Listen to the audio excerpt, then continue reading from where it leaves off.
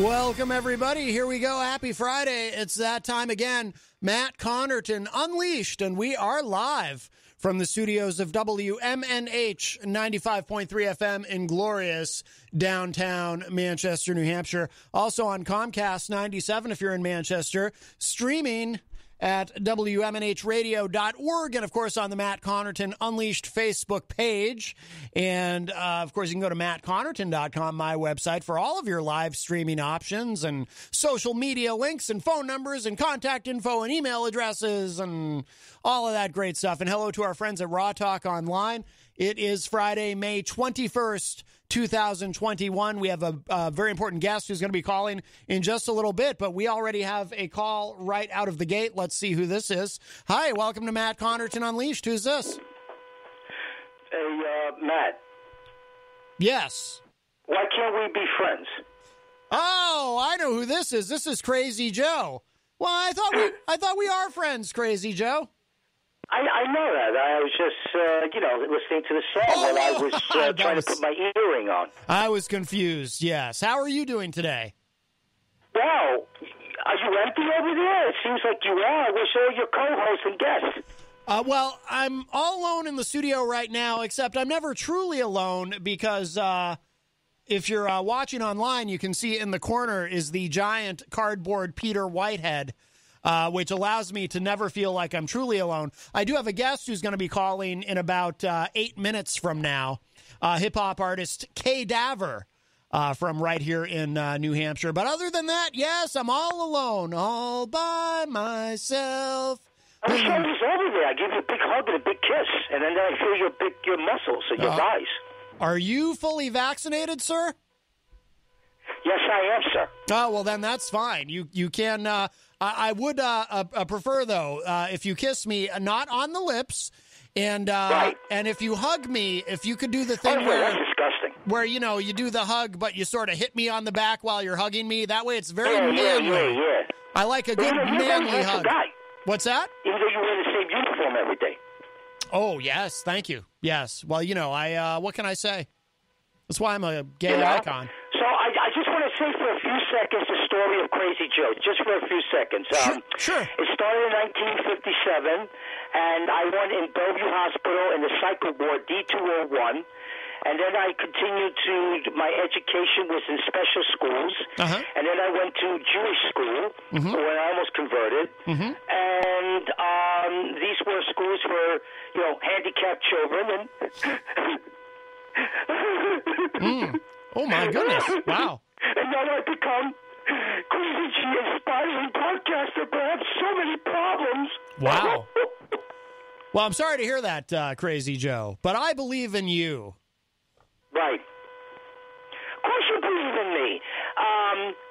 I'm going to call the station guy, but I keep forgetting, because I'm a night person, and I want to see if I could do a show maybe once a month or twice a month, like a rock and roll show, and that Pete will give me that opportunity since I'm so well known now in the station, thanks to you.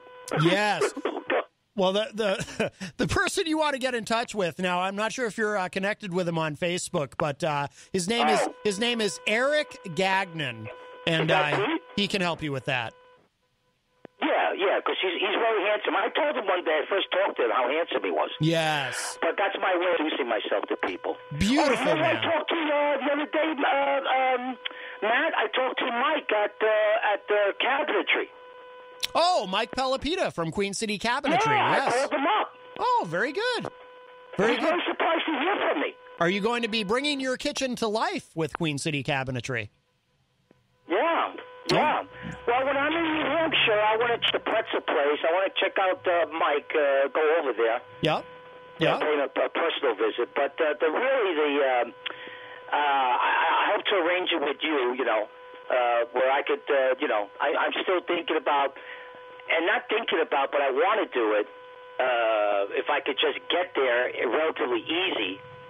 From New York, I want to make an appearance on your show for the day. I want to be your special co-host. What do you think about that, Matt? That would be very exciting, but no touching in the studio. That's Why the only thing. not, man? You're so handsome. I can't keep my hands off of you. I know, but the pandemic, and you and I are vaccinated, which is wonderful, but we don't want to make Jenny jealous. And I believed in that. I don't know why it was made such a big deal that these people don't want to do it when you have to do it. I mean, look at India; they're dropping dead like flies over there. Yes, we could have been India had we not taken the proper mitigation steps. I truly believe that. But Crazy Joe, listen, our guest is going to be calling momentarily. Oh, yes. So you can always I better leave. So Matt, top of the day to you. I'm on my way to Hobby Lobby. Here in the Hudson Valley, and I'm going to get a couple of posters. I'm trying to make my new place look like very desirable. With pictures and everything. Pictures really make a place come to life, don't you think? Absolutely. Jenny does a lot of beautiful artwork that adorns our home, and it does. It really brightens everything up. Right. Yeah. Right. I hear you. Yeah. Okay, top of the day to you, Mr. Matt. Thank you for accepting my call, as always. And I wanted to say that I actually called to support the show. I'm not really here to promote myself, especially with my suspension. Oh, that's right. I understand. All right, Crazy Joe. Thank you so much for the call, my friend. Be safe. Have a good day, Matt. Bye-bye. All right, you too. Bye-bye. All right, that was our friend Crazy Joe from New York. Yeah. Oh boy, that was a bad phone connection. A little noisy on the line there, but we could hear him okay. It depends. Sometimes we can hear him really clearly, and sometimes it's a little tough. But Mike Pelopita from Queen City Cabinetry, one of our wonderful sponsors here at WMNH, did confirm in the Facebook live chat. Crazy Joe was not kidding. Mike says he did. He called me direct. Well, I hope you had a lovely conversation with Crazy Joe. Just, you got to be a little careful. He's crazy. I think that's how he got his name. I'm not sure. I haven't looked into his background. Speaking of sponsors, I want to remind everyone, of course, we are proudly sponsored by the Hop Knot in the Brady Sullivan, right across the street at 1000 Elm Street. And it is Friday, which means tonight, Mr. Grant Lampton will be playing there, also known as Mike Sutterth. If you missed it, Grant was here early in the week, and he was here for the full 2 hours. We had a wonderful conversation. I really enjoyed it a lot. And he played a couple of songs for us live in studio. Very, very talented gentleman, beautiful voice. Of course, we do archive all the shows at WMNHradio.org and up at mattconnerton.com as well. So I do hope you'll go back and take a listen to that. Plus, Grant's been on... I think 2 or 3 times he's been on Granite State of Mind. Speaking of Granite State of Mind, it is Friday, which means Granite State of Mind will be up live at 6 p.m., hosted by the great Rob Azevedo, immediately following this show on WMNH. And then tonight at 7:30 p., right here on WMNH 95.3 is Retro Spectrum Radio with Paulie C. And I have the honor and privilege of being Paul's co-host on that show, along with our friend Dan Randlett and DJ Stephen Light will be here as well. It'll be all 4 of us in the studio. Can you believe it? Well, I'll tell you, it's nice to be vaccinated. I'll just say that. I assume we've all been vaccinated at this point, but actually, we've done really well in New Hampshire. Generally, I think the majority of adults are vaccinated at this point. But anyway, actually, it'll be 5 of us, of course, if you count the giant cardboard Peter Whitehead in the corner that is always watching over us. So, but yeah, that'll be tonight at 7:30. So we're going to have a fun. It's going to be a barrel of laughs and music, of course. More music than laughs. Or maybe Paul will play some funny songs and it'll be a mixture of laughs and music. An amalgam, if you will. Let's see. But yes, hip-hop artist Kay Daver is going to be calling us momentarily. I know he's got a show coming up at Jewel right here in Manchester. Let's see. Oh, I wanted to, just to finish up about the Hop Knot, though, they also have Sunday brunch. If you haven't checked out the Sunday brunch there, please do so. On Thursday nights, they have trivia night with the great Bill Cini, live music provided by Grant Lampton on Fridays. And also, too, well, maybe, you know what, we'll hold off on that. Grant has we'll talk about that later, but Grant has a big show. He sent me some information on it that he mentioned the other day when he was here, coming up in Atlanta. He's going to be traveling to Atlanta, but this is most likely our guest. Hi, welcome to Matt Connarton Unleashed. Is this Kay Daver? Yes, sir. How you doing? Hey, good. How are you, my friend? Doing good, man. Doing good. I don't think we've had you on the show in probably at least 6 months, maybe longer. It might have been before the pandemic the last time we talked. It was about a year ago. Yeah. How have you been doing over the past year? Yeah, I mean, just staying moving, man. You know what I'm saying? Just trying to keep moving and maintain mental health. How about yourself? Good. Didn't get COVID. So, you know, that's a good thing. Have you been, I mean, has it been hard not being able to play out? Because you've done a lot of, you know, you've done your share of touring. You've been all over the country, I think, right? So, I mean, was it hard to just not be able to do that for a year? Yeah, definitely spiked the depression. So we had 2 tours last year, fall through for obvious reasons. And yeah, it was just rough. It was rough financially, mentally, more mentally than anything, because it's like, that's obviously, you know, I don't have $1 million promotional budget, this or that. So it's like, you know, we run Facebook ads periodically for certain releases we're doing or whatever. But overall, it's like our connection's always been the crowd. You know what I mean? So it's like when we do a show, you can't deny it. You know, like you may or may not be able to skim over it online with the absolute just bombardment of information. But like when I'm there and I'm rocking the stage, you know, I'm one of the best to do it. So yeah, it definitely sucked, man. But yeah, I guess people had it worse than I did. So absolutely, you just gotta count your blessings. Absolutely, yeah. You said, I mean, did you really go into a depression, or were you just kind of speaking loosely?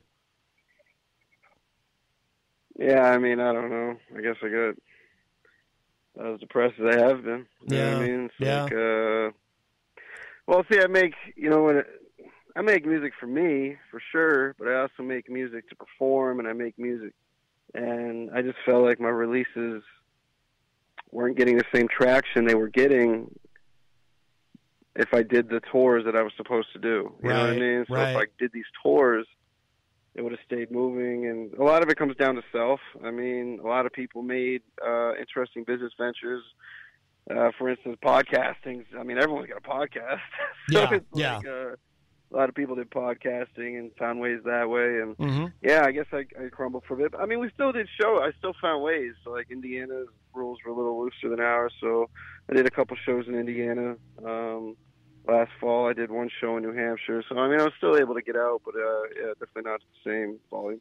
Yeah.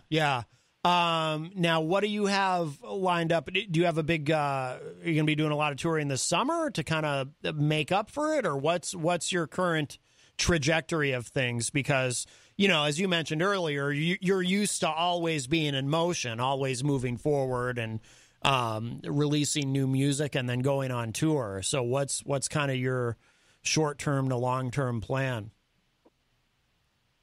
Yeah, well, touring, I'm not sure. I've got a couple offers, none of which have maybe either just not solidified or just the offer wasn't, you know, pretty much what I was looking for. So yeah, no touring per se. I got a show tomorrow night at the Jewel Nightclub in Manchester, New Hampshire. So if you're around, come out. I got Locksmith, hip-hop legend, coming out to do the show. A lot of cool groups on there. Got Killer Intellect, Kinetics hosting it, Livid, Aerotrusits, you know, Rhyme Wave. Got a lot of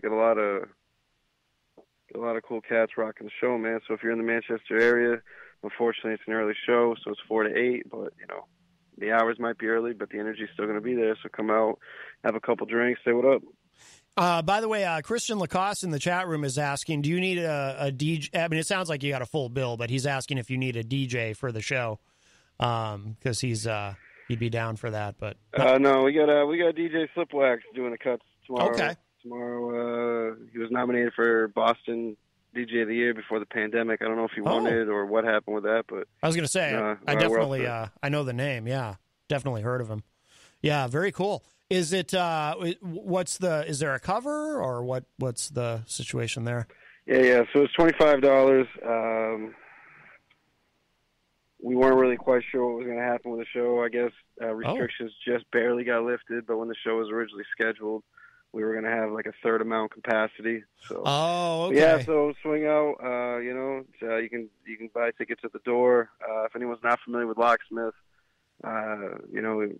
just a legend. Toured the world a dozen times. Wow. You can see his legendary freestyles on Sway 4-5 in the morning. Just really talented. Probably, in my opinion, the most talented wordsmith in the hip hop game right now. I know words they're kind of passe in the in rap right now, but yeah. That's an interesting comment. Can you expand on that? What do you mean words are kind of passe in rap right now? What do you mean by that? I'm curious. Words are just secondary. So, for instance, there was a bulk of time in hip hop or rap in general, just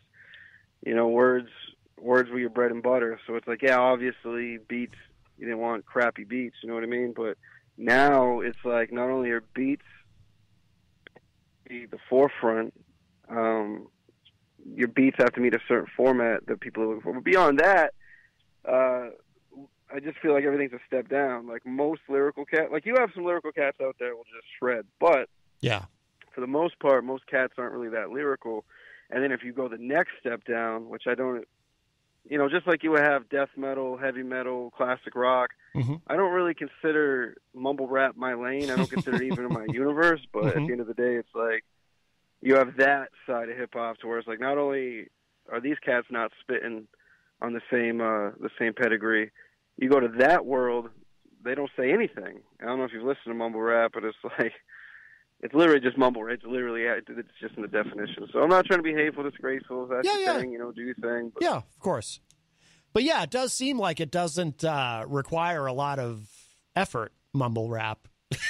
You're right. I mean, everybody likes what they like, but yeah. Who's an example? I know. I remember when Eminem and MGK kind of had their Machine Gun Kelly kind of had, or I guess now he's just MGK, kind of had their beef, so to speak. MGK kind of just threw up the white flag and surrendered when Eminem called him a mumble rapper in an interview, and MGK was just like, well, I have no response to that. He wins. But I don't particularly think he's a mumble rapper. But I mean, who's big now? Just so people have an example, is there somebody who's really big now, a name that people would know that you would kind of put into that category? Mumble rap? Yeah. I don't know. I don't listen to it. Gotcha. So I can't tell you. So. I always thought 50 Cent was kind of a mumble rapper. Like the first time I heard. All right, so if you think 50 Cent's a mumble rapper, you need to check in on what this mumble rap movement is. I kind of feel like the whole mumble rap thing's kind of like playing its course, but to be dead honest with you, I don't really have a name because I don't listen to it. So So for instance, there was a cat who released a video like a month ago, 6 weeks, or whatever it was, and it got all that publicity of, oh my God, did you watch what he did in the video? And it's just like, well, no, because what you're describing he does in this video, I don't want to see, so I just don't watch it. Right. Right. Who are some of your influences? I know we've talked about this many times before, but we, of course, we're always gaining new listeners, and there's some people in our Facebook live chat too who are kind of meeting you for the first time, so to speak. Who are some of the people who've influenced you? Yeah. So I guess it really depends. Like as far as like today, current day, honestly, I'm not just saying it because I'm about to meet up with him here in a couple hours. But Locksmith, you know what I'm saying? Like the dude's nasty. He's just very sharp. Bar none. As far as historically, man, Vinny Paz, Jedi Mind Tricks, for sure. Mm-hmm. I like Jedi Mind Tricks a lot. Russ. Yeah. Russ doesn't really inspire me on the rap end, but he inspires me on the independent end. And so, you get that. And, it really just depends on the day, man. At this point, I don't really grab a hold of cats like I used to. Like, I used to be, like, really motivated by certain people. Now it's just sort of like someone will say something in an interview, and I'll think, like, most of that interview is garbage. But they'll say, like, one thing, and I'll be like, oh, yeah, you know what I mean? So it's like, it's just a different, I don't know. I guess I just move differently now. I don't really focus on much. I don't listen to a whole lot. Yeah. Well, you're kind of too. You're in. I'm curious what you, and sometimes for people who don't know, you and I have talked in various interview formats many times over a decade now, maybe close to 15 years. I think I've known you. It's hard to believe, but I think I've known you for that long. So we've talked many times, and I'm always curious because you're always kind of changing and evolving and shifting gears.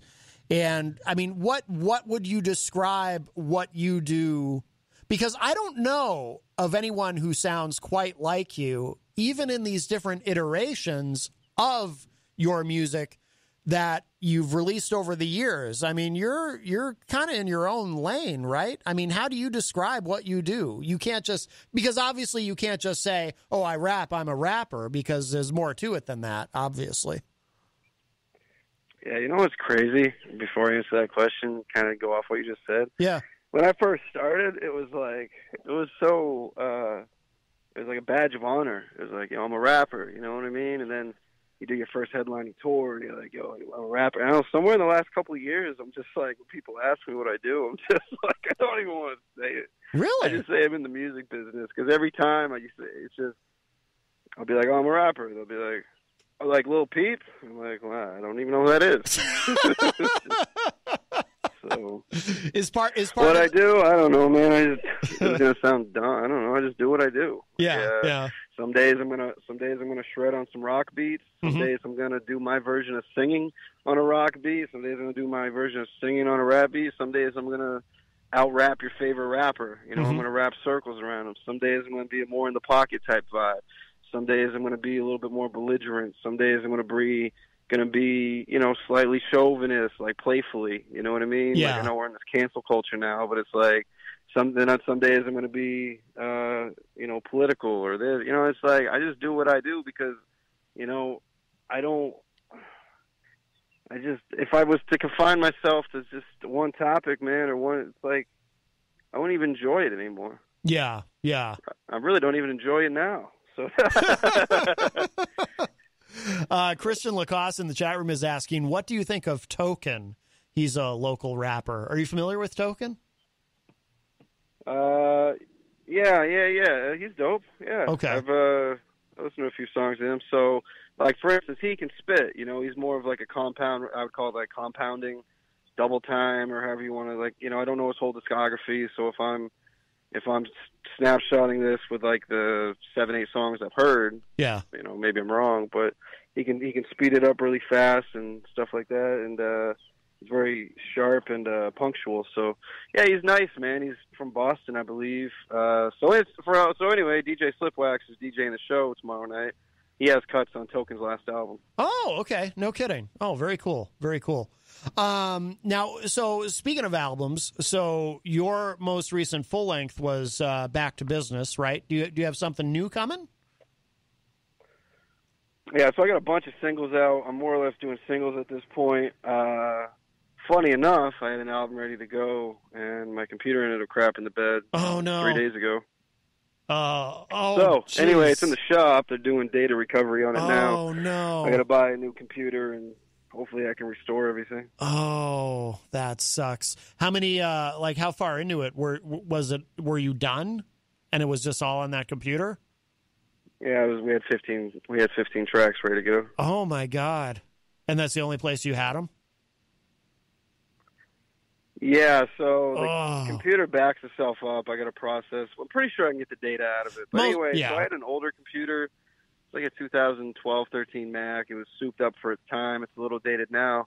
And the graphics card ended up trying out. And because we live in this world right now, and it's so awesome, too. It's like, these computers are like, $2,000, $2,500, and like they're really only secure for 3 years. Like I've had mine for a little longer, Yeah. But they're like, we can't even get this part, and I'm like, dude, the computer's only like 8 years old. He's like, that's ancient. Yeah, I'm like, oh, okay. yeah.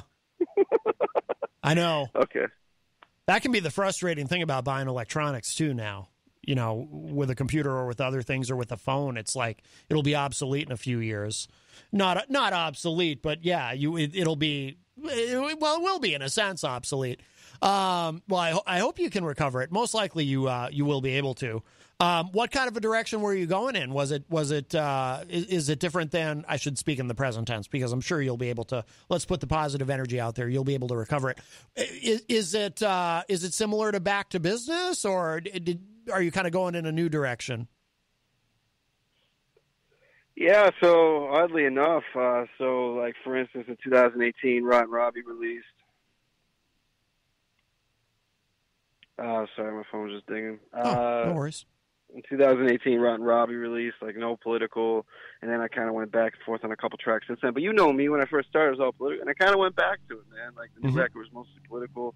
I don't know if it's necessarily PG. I would spit you a new verse off of it, but I don't know if we could do it on radio or whatever. But yeah, man, it was just on that new direction. So regardless of whatever your views are, there are some people that are completely far out with where they think this world's going. There are some people that nuzzle the bosom of CNN and they think everything's all lovey-dovey. So, but I think I'm somewhere in the middle, and I'm somewhere in the middle of realism, which is, I think last year was a trial run to see if you're going to be obedient. You know what I mean? Like, you could say whatever you want about this or that. I'm not saying that the virus wasn't real. That's not what I'm saying. It definitely is. We can talk about the origin at a different time, this time, whatever. You can go down it all. But if you actually look at it all and how it's going and how some countries aren't giving that power back, and now they took all this power and now they're being very sparingly how they give it back. Well, you got to get your shot so you can have this or that. And I just really feel like this world will never be normal. They call it the new normal. Well, like there's pastors being arrested, dragged in Canada, curfews in Canada. You know what I mean? Certain countries had just a brace of curfews and this, that, and the third. And I think all that anger and angst and feeling came out on this record. Okay. Well, I'm very curious to hear it. Logan William Phoenix is in the chat room. He's asking, he just joined us. He's a big fan of local rap. So yeah, we're talking with K Daver, and that's K, the letter K, period, Daver. Of course, you're on all the major streaming platforms, and your website, kdaver.com, which is it's a very nice, very nice website. I'm kind of a website nerd.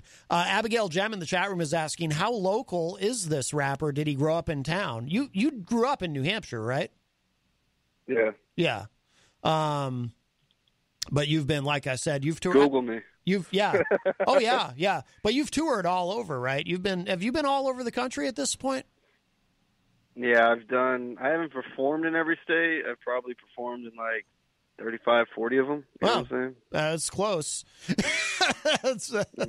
That's pretty good. That's pretty good. Now, so the material that you've been working on, are you going to be performing any of that at the show at Jewel this weekend, or are you saving that until it's ready to come out? Well, as far as the album, no. Those were on my computer, and I can't get those right now. I got newer-ish stuff that I'm performing tomorrow night. Oh, okay. Like some singles that dropped, like in the past 6 months. Yeah. Last month I dropped 3 singles. I'm Only One Man, Raw, and Purple and Pink. Those are available on all platforms.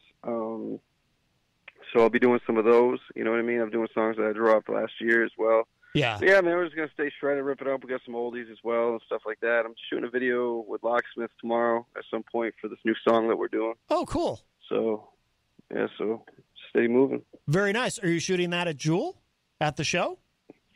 Yeah, probably not at the show. We're probably going to do a shot in the back room and then work our way after the show. Yeah, yeah. Abigail wants to know what part of New Hampshire that you grew up in.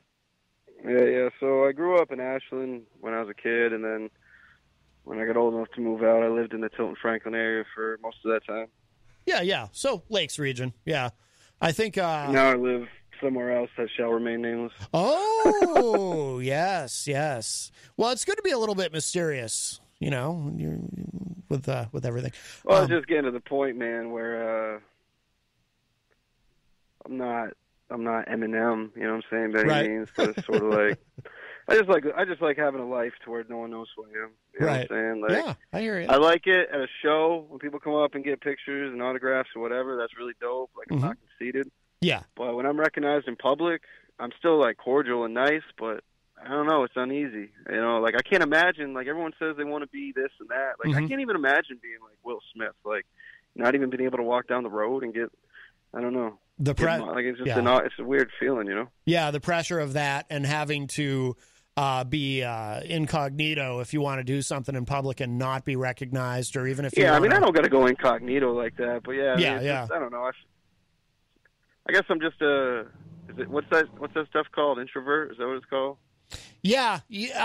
Just from knowing you, I'd say that's true about you. Yeah. I think I think you and I are kind of similar in that way, you know, introverts, but with certain extrovert characteristics that allow us to do what we do, whether it's, you know, like performing on stage like you do, or me doing a radio show. You know, there are those extroverted aspects, but yeah, because you're not, you know, like outside of you know, being a performer, you're not like a loud guy. You know, you're pretty low key, and you're not. You'd probably have a hard time with being like super famous and just that sense of not being able to go anywhere without having people, you know, running up to you wanting to talk to you, or shoving a pen and a piece of paper in your face and saying, sign this. You know, it probably would be pretty stressful. Whereas someone like Will Smith is just, you can kind of tell whatever it is about his brain chemistry, he's kind of wired for that and can embrace it, and it's not gonna bother him. But which is probably well, I mean, good for him, you know. yeah, exactly. It's not like crazy uncomfortable. I don't know. It's just I don't know. It's what it is. Hard to explain. It's just, you know, when I'm out and about, I don't even really like talking to people. It's just so weird. Like I like talking to like interesting people, but at the same token, it's like, you know what I mean? I hate small talk as well. It's weird. It's a weird dichotomy. Anyway, I get it. You know, it's dude, I get it. That is classic introvert. Totally. The hatred of small talk with strangers is agonizing. Dude, I totally get it, because I'm exactly the same way. That's classic introvert. Oh yeah. No, I'm totally with you. Yeah. I mean, is that hard? What about though when you're at a show and you're kind of talking to people at the show, like right after you perform or before you perform? Is that different for you, or because if you're in that mode, even when you're not on stage, I assume you're just kind of in that mode, like you are Cadaver. So in those moments, it must be easier, I would think, right? Or maybe not.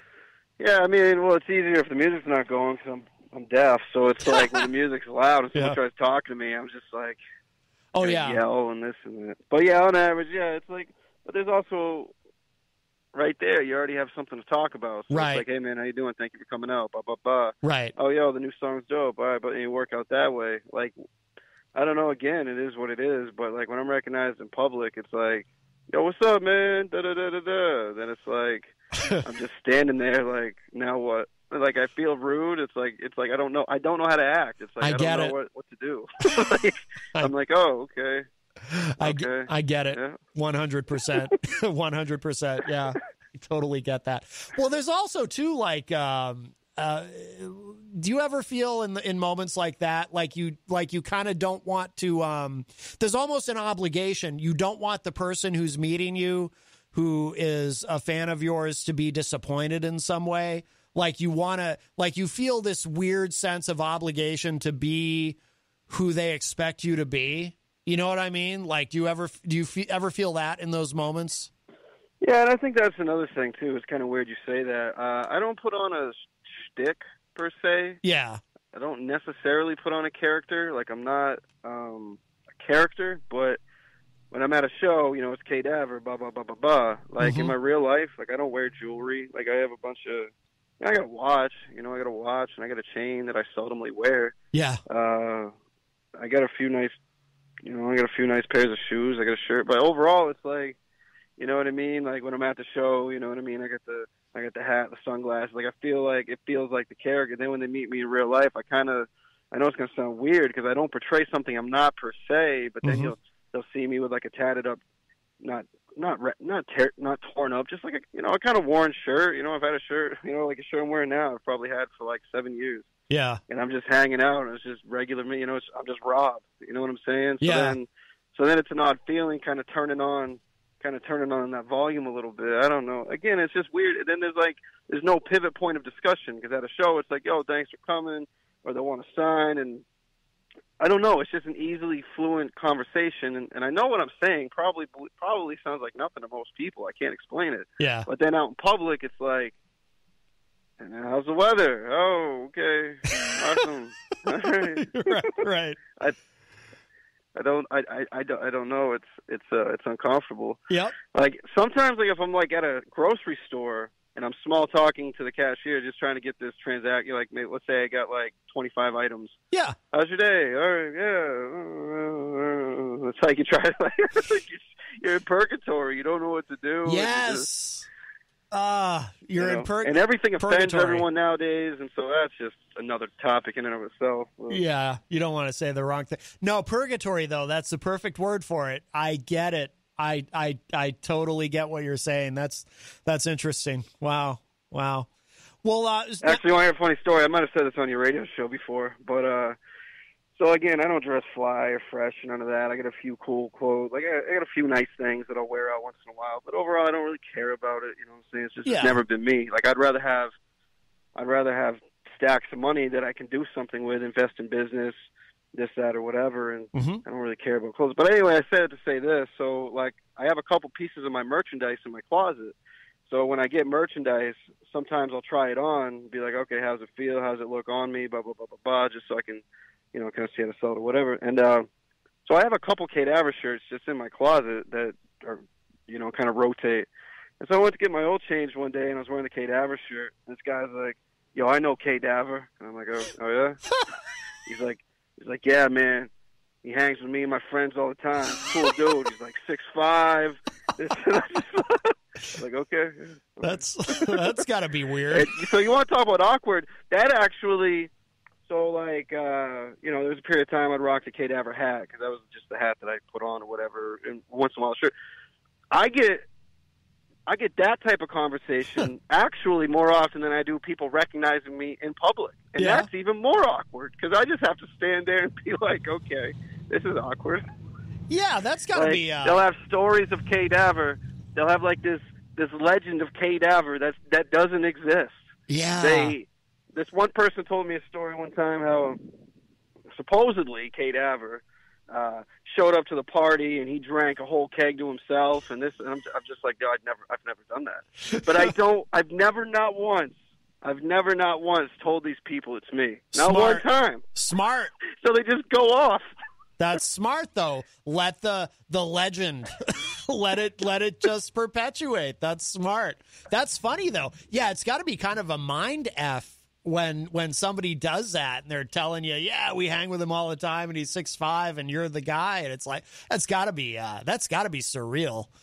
like what am I in an alternate universe here where I'm not Cadaver? What's going on? That's got to be wild.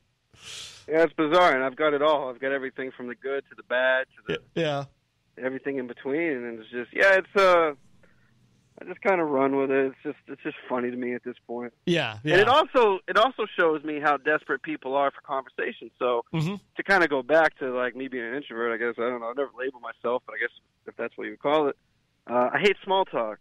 So you can tell the difference between people that like small talk, because I don't even know if they believe these stories or not. I don't dig deep. They might just be making stuff up to have a conversation with somebody. That's true. That's true. Yeah. That is true. Bizarre. But I would say the one thing I would challenge you on, you said you can't tell if people like, or what did you say you can tell if people like small talk or not? Because a lot of people who do like small talk are oblivious to the fact that some people don't like small talk. You know what I mean? Like a lot of people who like small talk, they just kind of assume that everyone they encounter also likes small talk, and they don't understand someone's body language enough to realize, oh, maybe this person doesn't want to talk about the weather. You know what's the worst? When you start taking steps away and then they catch you again and keep talking, and then you slowly step and they keep talking. Oh, yeah. That is the most awkward I can feel. It's just like, I don't know how to get out of this without being rude. Right. Dude, I relate.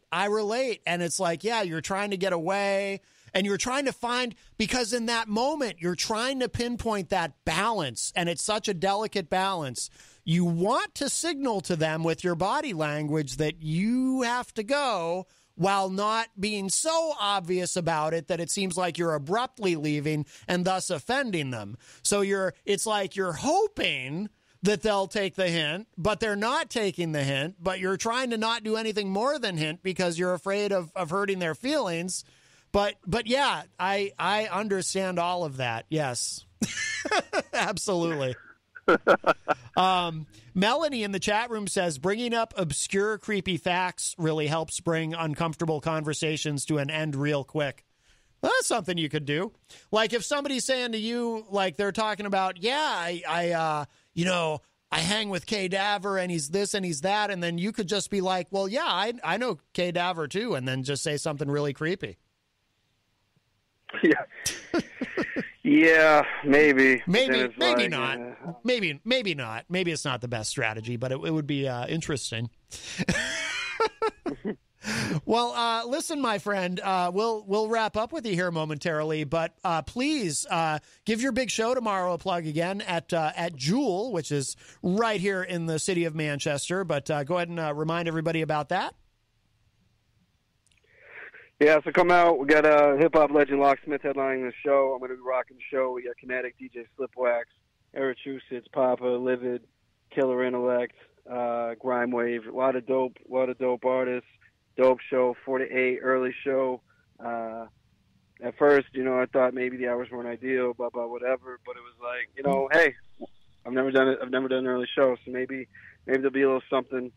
Maybe this might just take off. You know what I mean? Because if the show gets out at 8, at that point, maybe have a few drinks. You can be in bed by 11. You had a good time. You don't got to be out till 1 in the morning and hate your life on Sunday. Not everyone's 21 years old anymore. Oh, that's another thing. It's 21 and older. Okay. So no kiddies allowed. Okay. Just is what it is, man. So make sure to get out there. Tickets available at the door. You know what I mean? If you want to come see me, come say what up. Yeah. I'm not sure Locke's position of public encounters, but he's a nice dude, so I'm sure if you see him, he'll be cordial. I just don't know with this whole COVID thing if he's going to be out and about with the crowd. I can't promise nothing, but gotcha. We'll see what happens. Yeah. And where should people go online to keep up with everything that you're doing? We mentioned kdaver.com. Any social media you want us to know about? Or Yeah. So kdaver.com links to it all. You can obviously go to my Facebooks or Instagrams. Snapchats or whatever. I'm on TikTok. Don't really open that much. I don't know about you, man. I'm over social media. Like, I know it's important. I know it's necessary, but I'm over the whole toxic environment that is social media. Yeah. But yeah, it will be updated. So if you want to keep up with it, check it out. Yeah. Very good. All right, my friend. Hey, it is wonderful to talk to you. And, at some point when you're able to do it, I'd love to have you here in studio. I miss doing that. We're now, Jenny and I are both fully vaccinated, and we are having in-studio guests again and so forth. So would love to do that again in the future. But it's always, call us anytime. It's always great to talk to you. And good luck with the computer. I definitely want to hear that new music soon. So, but great to hear from you, my friend. Awesome. Thank you for having me. All right, you got it, man. Take care. Bye-bye. All right. All right, the great Kay Daver. It didn't occur to me until we were talking. I think it literally has been. I think I met him in 2006. I feel like it was 2006. I think I've known him for 15 years. That's incredible to me. We've probably done interviews at least 10 times. But really interesting guy. And yeah, check out his website, kdaver.com, and it's KDAVER.com. Let's see. Well, that does open up a line for you if you'd like to join us. 603-250-6007. 603-250-6007. You can also text me at 617-917-4476. Tweet me at Matt Connarton, or send an email to matt@mattconnerton.com. And, of course, you can always interact and opine in the Facebook live chat. But the best thing to do, give us a call at 603-250-6007.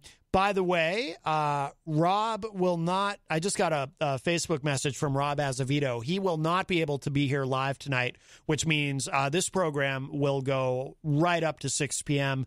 And then, but, if you stick around, you'll be able to hear the replay if you missed last week's Granite State of Mind. Rob does a great job. So if you missed the show last week, you'll be able to hear it tonight. That will replay. And then, of course, I will be back at 7:30 p.m. for Retro Spectrum Radio with Paulie C. I have the honor and privilege of being Paul's co-host on that show. And, of course, we're joined by Dan Randlett. And tonight, DJ Stephen Light, who I did also see in the Facebook live chat, will be with us as well. So that'll be a lot of fun. Hey, I don't have to go anywhere at the end of my show today. I can just stay here. That's cool. There is that. Much as I always look forward to seeing Rob. Let's see. Let's say hello to everybody in the Facebook live chat. And then I do have a couple emails I want to try to get to today. It's been a very, very busy week here on the show. Oh, we have a call. Let's grab this. Hi, welcome to Matt Connarton Unleashed. Who's this? Don't worry. I'll keep you company. That's a familiar voice. Who's this? What's that? Who is this? I'll keep you company. It's your boy. Is this Crazy Joe? Yeah. You sound different. Do I sound better? I'm on my cell phone. Do I sound better? It is you. Yeah. Oh, much better. Yeah, that connection earlier was horrendous. It's a VTech phone. What do you expect for $18? Anyway, great interview with the rapper there. Thank you. K Daver. Thank you, Crazy Joe. Yeah. Anyway, I just wanted to keep you company because I don't know. I don't see the phones ringing off the hook there. So, I figured I'd keep you company a little bit. Well, I'm driving right now. Where are you? I'm heading to Hobby Lobby. Now, and why are you going to Hobby Lobby again? I'm going to get a rock and roll poster and put it on my closet door. Do you know what poster you're getting? No, but they have some pretty cool posters there. Maybe I'm looking for Pink Floyd, maybe the Beatles, Oh, very good. Very good. So you, now, where can people, is the Crazy Joe Video Chronicles is on ice while you serve out your suspension? Is that correct? Yes, but I'm doing it now on Instagram. You occasionally, once in a while, Instagram. So I'm the, Crazy Joe. I think it's the Crazy Joe Show 409 on Instagram. Oh, I'm not exactly sure because they've been messing with me too. With the video and stuff. So I had to change my identity. That would be able to do the video. Right. All right. So right now I'm on ice, and it's frustrating. I don't know where to go. I could go to Twitter.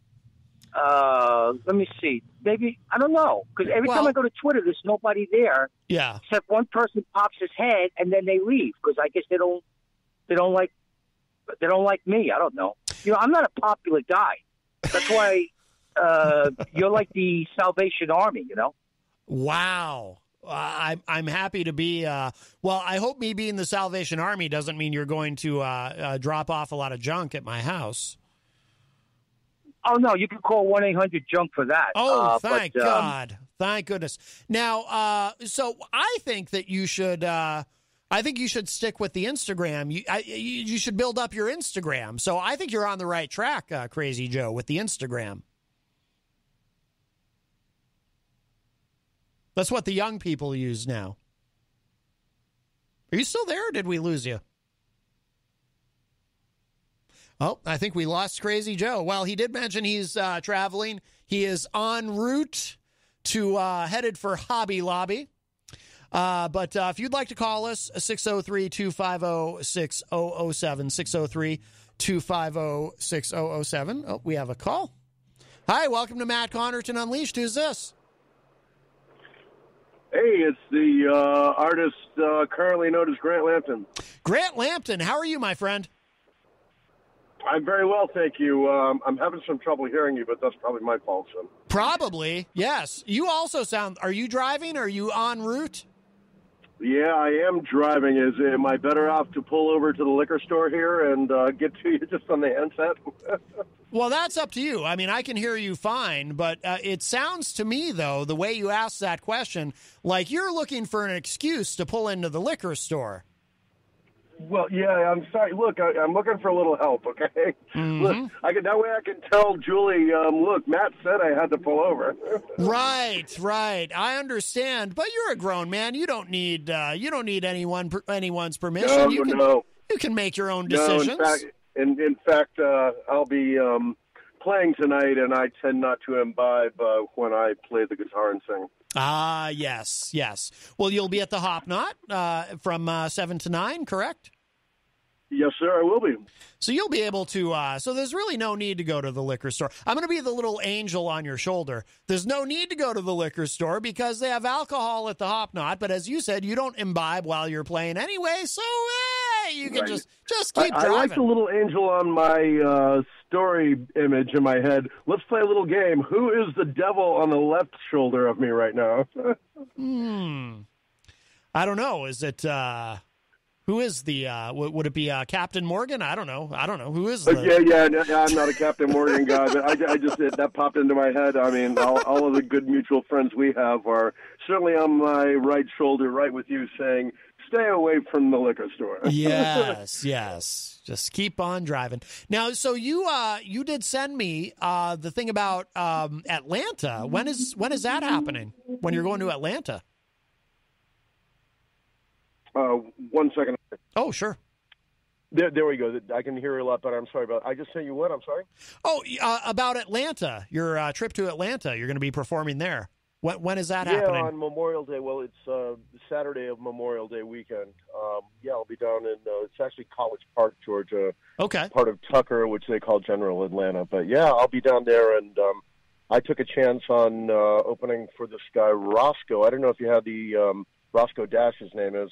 I don't know if you had the opportunity to ask your guest who was on here earlier that I did hear, but I didn't hear you if he knew him.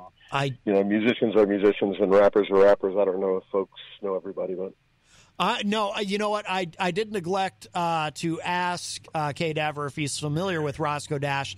I'm not familiar with him, but I'm looking him up right now. Oh, looks like he's got. He's got a lot. He's got a lot of music videos, the whole bit. I mean, I won't say that, I'm with him. I'm not playing with him. Obviously, you know what I do. And yes, kind of my bizarre genre of playing the acoustic guitar and doing my thing really doesn't, at least yet, have any conjunction with plain old hip-hop music. But yeah, I'm taking a chance to run down there. So no, I think that's awesome. Yeah, I think you're going to have a lot of fun. And, if you make some new fans down there, that's great. And, with the internet, I mean, we didn't have it. You and I didn't have this growing up, but now with the internet, you can really kind of, maybe you have someone. Is someone going to be taking video of your? Oh yeah. I indulged in a whole package where I've got a. I guess meet and greet might be too flamboyant or large of a phrase to use, but I've got a little interview before that they're going to put on media for me. And, beautiful. They'll record my set and take some pictures and all this stuff. So that's really why I'm doing it. It was a package deal that I jumped into to wonderful kind of get some stuff on digital media, and I can tote around with me. And needless to say, I don't think that I'll be on the next Warped Tour or anything because of this. But it's an opportunity. When you and I spoke, I told you I really don't have anything in hand to hand people or send people other than what they can find on their own. And this is an opportunity for me to kind of get some stuff in a formal package, or at least start to. So I'm looking forward to it. Yeah, that's fantastic. Good for you, man. All right, cool. And so that's going to be Memorial Day weekend. And in the meantime, tonight, you will be performing at our wonderful sponsor, the Hop Knot, at 1000 Elm Street from about 7 to 9 p.m. And yes, sir. Yeah. I would encourage everyone And then I'm over at a place called Friends Pub over on Silver Street on Saturday from 2 to 4. Contrary to my post that I made that it was 4 p.m., I'll be there from 2 to 4 outside on their little patio. It's kind of in an interesting part of town for me because I really don't frequent past Valley Street on Elm in that direction. But yeah, it's a cool little pub, and a lady named Miss Faith Ann from the Faith Ann Band that you guys may have heard of or know very well invited me to come over and try to give it a go over there and get some activity at Friends Pub over on Silver Street. I think I've met Faith Ann. I know for a fact she's been on Granite State of Mind with Rob Azevedo at least once, maybe more than once. Absolutely. Yeah. Yeah. I think that's how I met her, actually, is here at WMNH. So that's fantastic. Yeah, so you got a lot going on. Yeah, she's a real rock and roller. I'd like to plug her. She just came back from Ohio where she and I think you know the name Alfredo yes. Benavides, and you know it better than I do, but my buddy Fredo, I call him. They ran off to Ohio and just recorded a little EP or CD in a church of some format. I saw the pictures and the videos online, and I congratulated her on that she is really making an effort to do something with her talent, and that always impresses us fellow folks who are trying to live the struggle, you know? Yeah, that actually, yeah, churches have great acoustics typically. That's a good place to record. Very cool, very cool. All right, well, listen, we'll let you go. We want you to be safe on the road, but have a great show tonight at the Hop Knot. Please say hello to Kenny and Trudy for me. I'll be here, of course, for Retro Spectrum Radio, but I'll probably be able to. Well, you know, I've got the window open here. Do you know if you're playing outside or inside? I am playing inside for the moment. When Kenny and the family tell me to pop outside, which will be here soon, I will be outside and we'll be able to communicate to the airwaves that way. Yes. Very good, very good. All right, my friend. All right, my friend, and thanks for keeping me out of the liquor store. My dear Julie will appreciate that. Happy to help. All right, Grant, thank you. Take care. All the best, lads. Cheers. All right, bye-bye. All right, the great Grant Lampton will be performing at the Hop Knot tonight from 7-ish to 9-ish. Please go see him. We had him here earlier in the week, and we had a wonderful discussion, and he played live for us in the studio a couple songs, and just a very talented gentleman. Let's take a break. We are just, we're right. Boy, this is about as close to the when I'm supposed to break as we usually get. So let's do that. We're going to take a break and play a couple things and then show some love to our sponsors so we can pay the bills. And then we will be back with hour number 2 of Matt Connarton Unleashed on this glorious Friday afternoon. Don't go anywhere.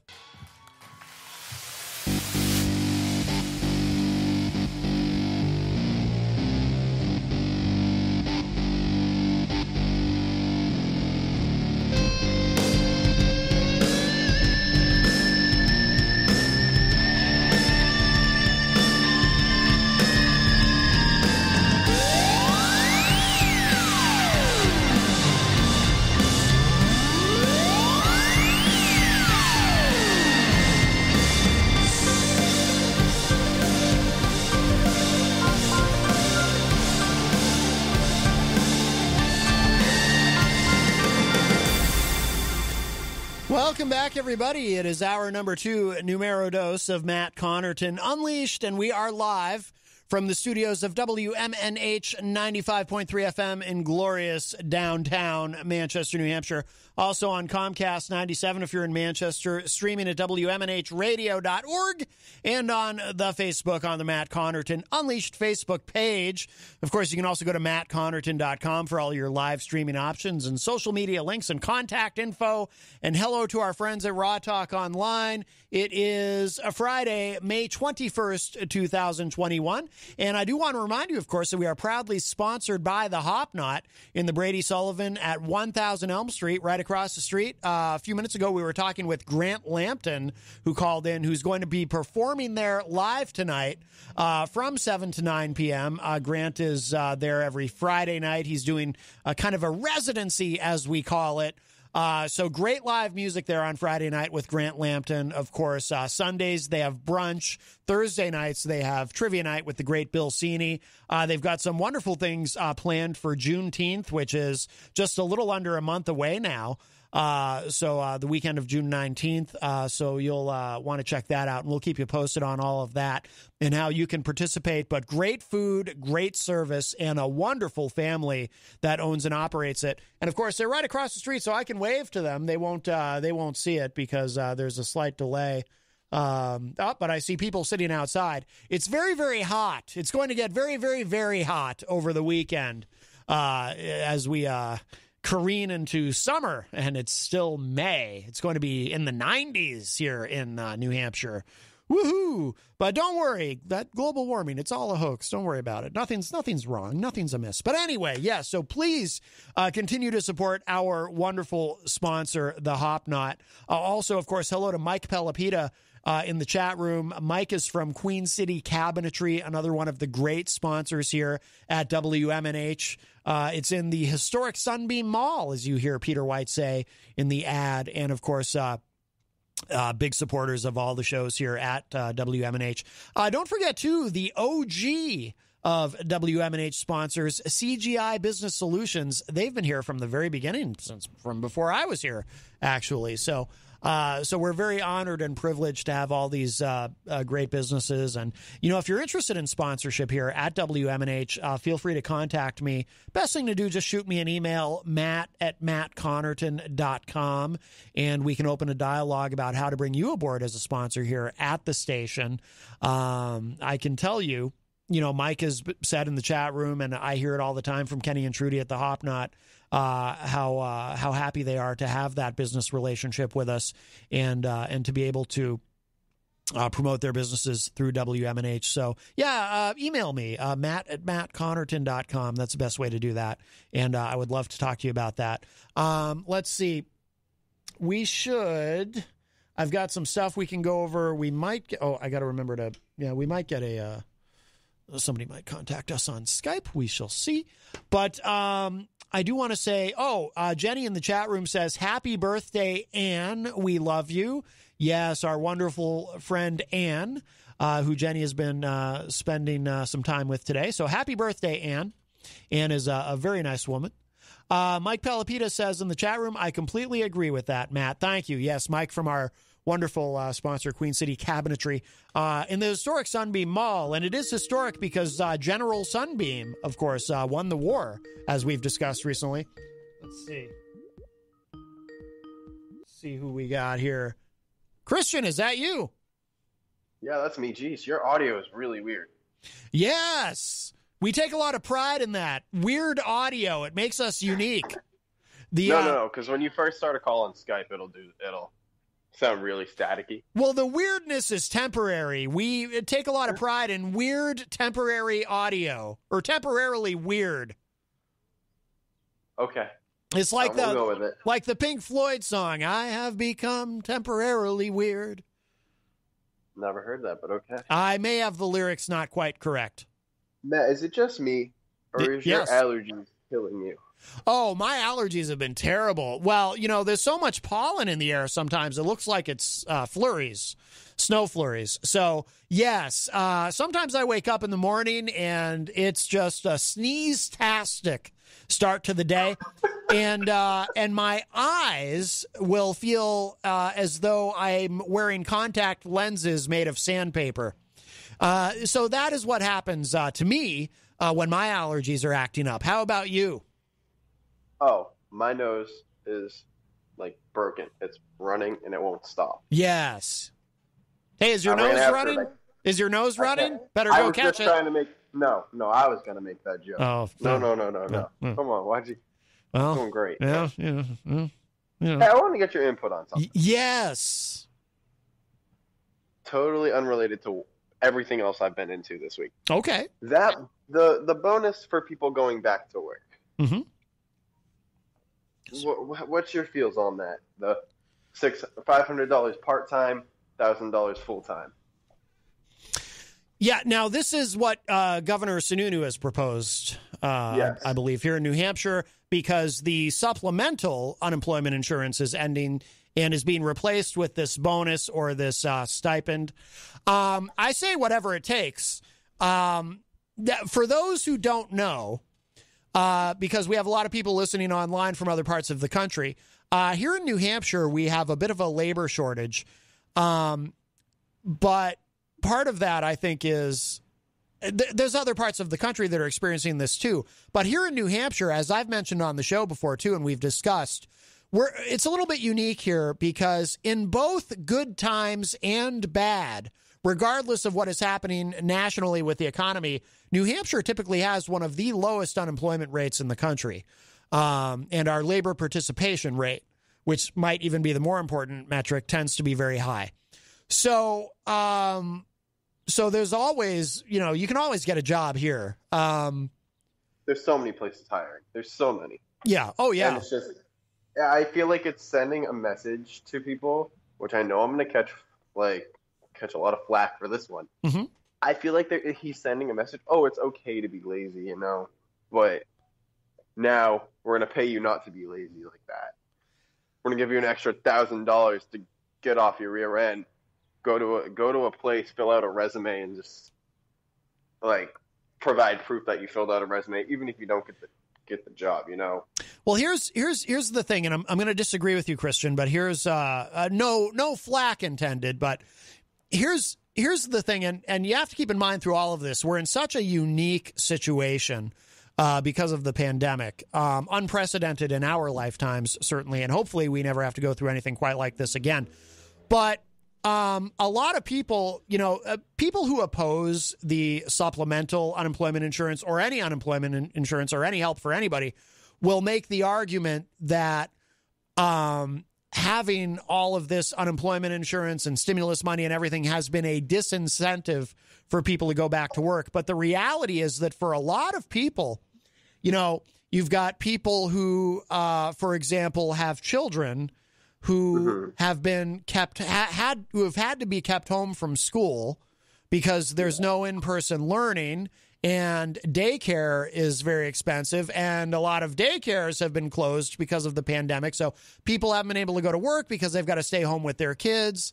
There's a lot of that. There's a lot of people who are waiting for their jobs that they were hopefully only temporarily furloughed from, to be able to go back to those jobs. There are a lot of people who have jobs where, maybe they're a high risk person, someone like me, for example, who has asthma, and so they're putting themselves at risk going back to work, especially if the job that they're supposed to go back to, they have coworkers who maybe are anti-vaxxers and don't want to get vaccinated. So there's actually quite a few reasons why people stay home. Completely. You just changed my mind completely. Really? It was that easy? Usually it's not. Usually it's not, as we've seen. Yeah. As we've seen. Dude. Right. Now I get what you're saying. Yeah. Yeah. So I think just to expand on that slightly too, I think that if you're going to offer people a bonus or a stipend, that money, and I'll use the childcare example. If you're if you're a parent and you've had to stay home and not work because you have to take care of your kid because you can't send your kid to school or to a daycare, maybe because school has been closed and the daycare is too expensive, that stipend money might help you pay for childcare, thus freeing you up to be able to go to work. So I think it makes sense. I think both in a humanitarian sense and in an economic sense, it makes sense. I understand the arguments against it, but again, it's a unique situation. I feel it's a kick in the rear end of people who have been working throughout the pandemic, dude. I worked all throughout this pandemic. Yeah, I had to find multiple jobs. Yeah. But I worked throughout this pandemic. There was maybe a month I wasn't working. Right. And now it's like, oh, But you also got stimulus money, right? Yes. So it's not like, it's not like you got nothing out of this whole deal. That's true. That's true. Yeah. I mean, but you can't, there's no way. See, the thing is, I understand what you're saying about how maybe it seems unfair in a way to people who have been working throughout the pandemic. But if you go down that road of trying to make everything fair for everybody, it's impossible. It's just, it's impossible. There is no fair in this world. It's like, you just can't. But again, the other thing, too, that I've been saying from the beginning of this pandemic, because it is such a unique and such a terrible situation in so many ways, on so many levels, there are no good solutions. So instead, all you can do is try to figure out what are the least bad solutions. Yeah, what are the least harmful? Yeah, I get that. Yeah. Speaking of like stimulus and stuff like that, I got my tax return today, okay? Oh, you know how long it took them? How long? 4 days. Wow. Yeah. I put it in Monday. I got it this morning. I was like, whoa. Yeah. That's interesting. Hello. I think the IRS and the Treasury Department have gotten very, and maybe they really tighten things up. Maybe that's one of the silver linings, because we do have to find them where we can. Maybe that's one of the silver linings of this pandemic is the Treasury Department has become very efficient in this way. No. And that's great. 4 days. Wow. Good for you. Yeah, I was like, wow. So now I'm going to go spend all that on gear. Well, gear. All right. Hey, do it. Hey, as long as you pay your rent on time, do what you want. Exactly. But be wise. It's very easy to. I'm just kidding. I'm really only going to spend $400 today.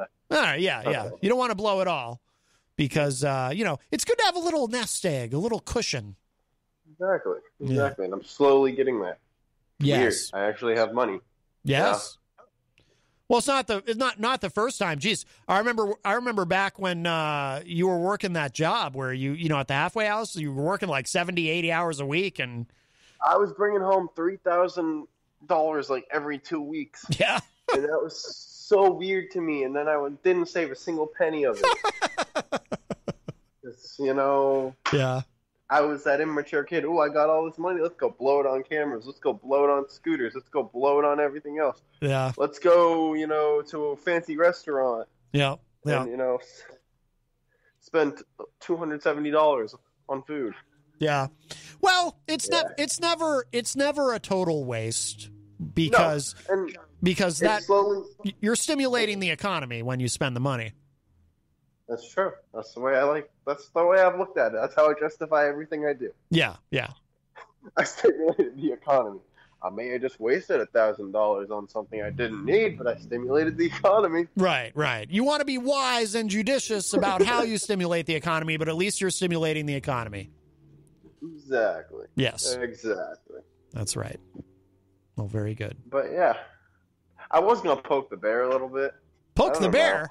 Ooh. Poke the bear after yesterday's episode. Yesterday. I've never seen someone call in so irate like that. I was like, Jesus, man. Yeah, yesterday was very exciting around here. Very exciting. Oh. Listen, man, I was kind of disappointed. I wish he wouldn't have taken the route he did, because we could have actually talked. Yeah. Could have kept going like the way we were. And, the way we were. And I know exactly why you played that song at the beginning of the show. Why Can't We Be Friends by War? Yeah. Yeah. Great pick. And, I can tell you a few reasons why me and Tony can't be friends. Oh. And honestly, I'm going to take Brian out of this. Brian wants nothing to do with this, and I see it now. Mm-hmm. Well, it took me a few days to realize it. Mm-hmm. But Brian said on his show that he doesn't like the drama. He does not. But yet, here he is commenting under my response video, saying my video is full of lies. Ooh. So it's like, who do I come at for this? Do I come at Tony, or do I come at Brian? Brian's an easy target. But I have enough respect for Brian because he wants something to do with it. Mm-hmm. And I really, part of me doesn't think it was Brian that said that. I think Tony coerced him to say that. Mm. I think Tony and Brian are feeding off each other, because if you think about it, right? Has Brian showed up in the show's chat all week this week, except for yesterday? No. I was surprised to see him in there. Proves my point. Yeah. Proves my point right there. Yeah. He's only watching to see if I'm on the show, so he can run to Tony and be like, "Oh, Christian's saying this. Oh yeah." Well, maybe. And you know what? We don't know that. No, I know that. To be fair. Well, because just like he's not in the chat today. Yeah. Which I'm kind of disappointed. You know, so my message to Tony is, you tried to bring somebody else into this yesterday. And that was the wrong move. And also, like I said, I had to do a little editing because of that. I know. And all my friends have said, dude, this guy's not okay. This is insane. You know, it's like the fact he's coming at you like he's 30. He's 30. He has 3 kids, and it's ridiculous. And the more I think about it, his kids are gonna grow up, watch these videos that he's put out on me, because they're gonna look up their father's name on YouTube or something, and they're gonna be like, "Damn, my dad's a clown." Well, we don't know that, but he might be a great dad, and I'm not doubting that he's a great dad. I suspect they're gonna that look he at their is. dad. No, I'm not saying he's not a great dad. I bet you he is. Yeah. But he's gonna pick and choose his battles, and he chose the wrong battle. He did. Simple as that. Well, and I am surprised at the level of animosity that has gone on. But you know me, I mean, I try to be friends with everyone. I'm not. What's crazy is, what's crazy. Even Tom Gully, I still like Tom Gully. Oh, don't get me started on that clown. Oh my God. Well, Tom I've never heard unpleasant things to say.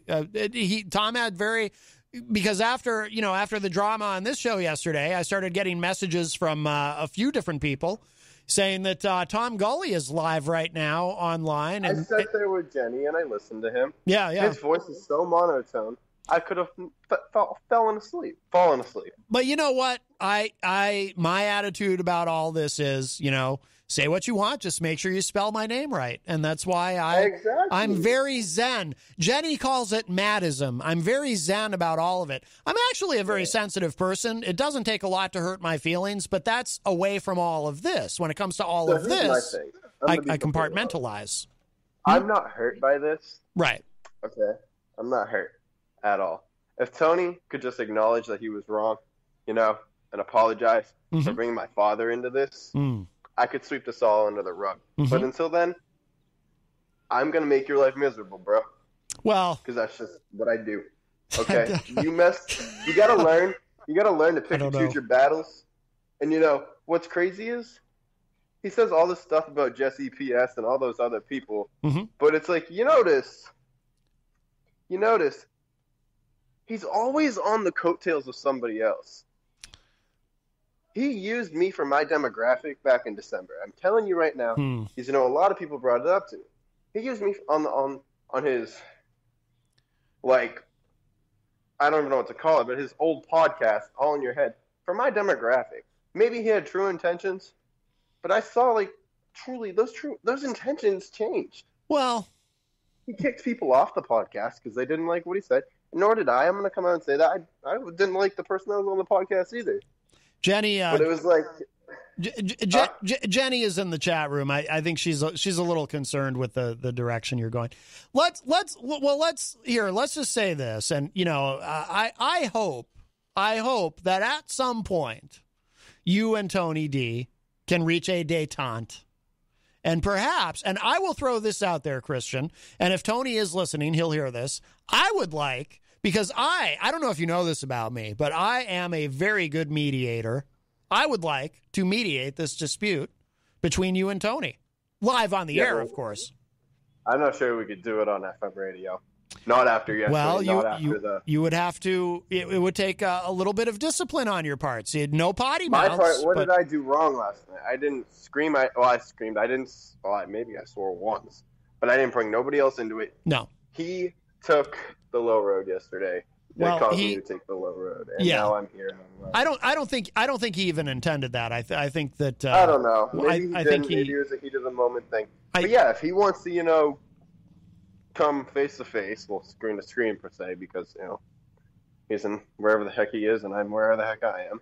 I would like to. I'm down to do that. I'm down to do that. I would like to do that because, you know, in the short term, conflict, you know, like we were talking about yesterday, conflict creates clicks and so forth. But in the long term, I think that I would like to see the two of you come back together, and Brian as well, if it's possible. Because, you know, I was thinking about it earlier, and this is true. I don't know. I've had too many issues with Brian before. Well, whatever. This isn't my first rodeo with him, so it's Brian, like, come on, man. Brian doesn't want to fight with anybody anyway. He doesn't have the stomach for it. That's why I'm like, let's take Brian out of this. Now it's not about Brian. But if I tune in to find out they upload another video on me, I'm gonna bring Brian back in. Well, I understand that. Now this is me and Tony. I understand. Now this is me and Tony. This isn't me, Brian, and Tony. This is me and Tony. But I was thinking about I'm glad he called. I was thinking about it earlier, and Jenny and I were talking about it. The way that, do you know the story of how John Hopwood and I became friends? I think you guys got into a fight or something. What happened was he and I barely knew each other. But at the time, I was doing a couple of television shows on Channel 23. I was Gary Hopper's co-host on Rock, Paper, Hand Grenades, and I was also doing my own show, an early iteration of this program. And John Hopwood wrote an article on a website called miscellanyblue.com where he totally... He's always writing articles on other websites. Yes. Well, yes, he's a prolific writer. But he wrote an article about me and somewhat about Gary, too, but most of it was directed at me on miscellanyblue.com. He wrote this article totally trashing me. So what I did was I saw that, and I was actually happy about it. I wasn't offended. I wasn't upset. I was like, hey, you spelled my name right. I'll take the publicity. And then I took that article, and I went on my show, and this was the birth of my infamous dramatic readings. I took the article that John Hopwood wrote, and I performed live on my show a dramatic reading of John's article. And John's... You're not giving me any good ideas here. And John... Now I'm in the back of my head. Well, wait, I'm going to go on my YouTube channel and do a dramatic reading of all the quotes Tony has said about me. But, okay, well, that might be interesting. But there's a moral to the story. So I performed a dramatic reading. John saw what I did. It made him laugh. He got what I was doing. He appreciated that I reacted with humor instead of anger, and that led to he and I becoming great friends. I get what you're saying there. Yeah, I do. So sometimes these things can lead to a greater understanding. What greater understanding is there in this? I have no idea. You know? But maybe you and Tony will ultimately have a greater understanding of each other. I thought we did, and then he blocked me. Oh, maybe. Yeah. I don't know. Or maybe a celebrity boxing match. I don't know. There's a million ways it could go. But I want to box him, man. I really do. I'm out of my weight class by a lot. I'm in the mood to put some positive energy out into the world. That's so rare for Matt. That's Well, rare. really? You think so? I don't. I mean, look, all the fighting and everything, it's entertaining to a point. But I hope ultimately, I'm always hoping for a happy ending. I hope someday Tom Gully and I can reconcile. You know, I get that. I mean, it's probably not going to happen, but I hope so. You know, and you know, because I love everybody. I'm not mad at anybody. I've got nothing but love for all of you. You can hate me, but I love you. I should start a cult. I should do. Whoa, that's okay. Maybe I could win the presidency. Who knows? Enough like Waco. I'm just thinking out loud. You know what I'm saying? But anyway, we have a call. Don't go anywhere, Christian. This could be this could be for you. Hi, welcome to Matt Connarton Unleashed. Who's this? I'm gonna stay cool and calm with this. Tony. Oh, it's Tony D. No time. I'm gonna keep my cool with this. Okay. First off, for everyone that's listening in Philly that's been following this, I never brought your father into this. Brian Tony spoke about the episode that you made your father call this show and put your stuff on blast. I didn't ask for that. You asked for that. You told me in private message that you're having your father call this show. And I ended the call as your father was ripping you apart, ear to ear on audio, on Good Talk Radio, on Raw Talk Online. You did that. I never asked your father to call my show. I never asked Stacey Lawton to call my show. I never asked Miss Stacey to blow up my website. All right, we're not bringing other people into this, Tony. So if you want to get into specifics, I know a lot more about you than you sure do know about me, because you are an open book and you are spread eagle, my friend. You are spread eagle. I'm spread eagle, bro. And you know what? Spread eagle. You listen to too many people, and I saw through your smoke. No, you had a lot of time to talk yesterday after I was hung up on. So I'm gonna speak my part. I'm done having this argument with a 20-year-old. You think you can box me? I still got a couple left in the freaking chamber, dude. So if you think you want to box me, I got a ring right down the street here at 13th and Aramingo. Get on the train, come down here and do it if that's what you want to do. I still got a couple left in the chamber, and I don't think you want to do that. Don't threaten me. Don't threaten me. Don't threaten that you're going to beat me up, because you got a lot more haters than you got followers and likes. I don't sense that we're making progress. Then tell him to stop making lies about things. Tell him to stop threatening people to fight them. Okay. You want this on your radio show? You think this is good radio that a kid is calling out a 33-year-old to fight him? Well, wait. Okay, let me interject. I just want clarification. Let's this is kind of my specialty. Okay, now Christian. Is it possible, Tony brought up the incident with your father calling into that show that you used to do together. Is it possible that there's been a misunderstanding, or is maybe one of you is not recollecting? Because memory is very fluid, and a lot of misunderstandings come out of people remembering things differently. Because memory might be fluent, or whatever you said. Fluid. But recordings last forever. True. Okay. And I don't want to do that to you. Do you understand what I'm trying to say to you? Tony, you're threatening to put all this stuff out on me. All you care about is controversy versus clicks. Wait a minute. That's all you care about. Wait. Okay, hang on. So Tony, do you still have the show?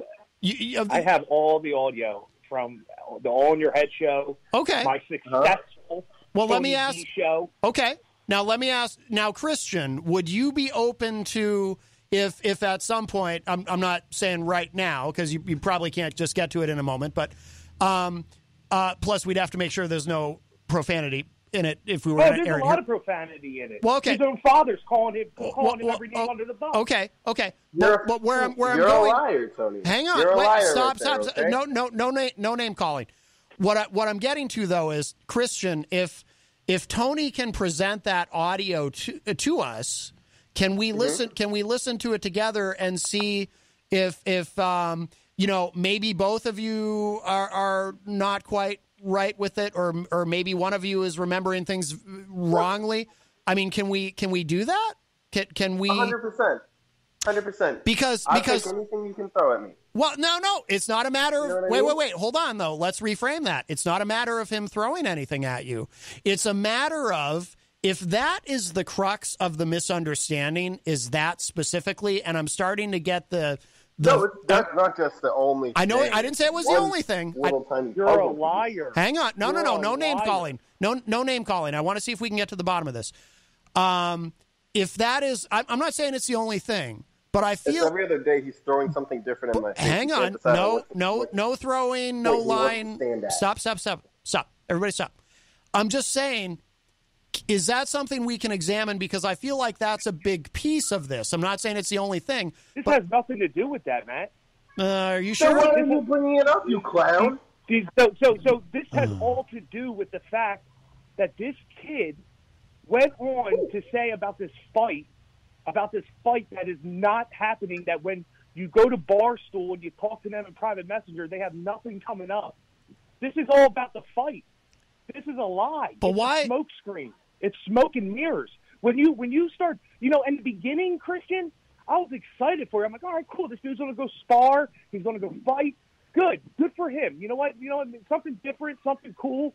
I used to fight back in my day. It's a good thing. But the more and more you keep building something up and you ain't proving anything with it, not even a post, not even a link.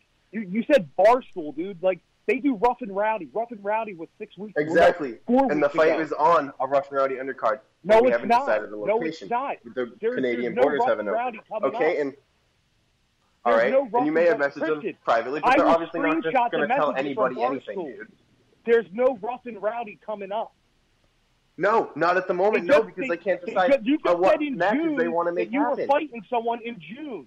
You said on his show in June that you were fighting someone.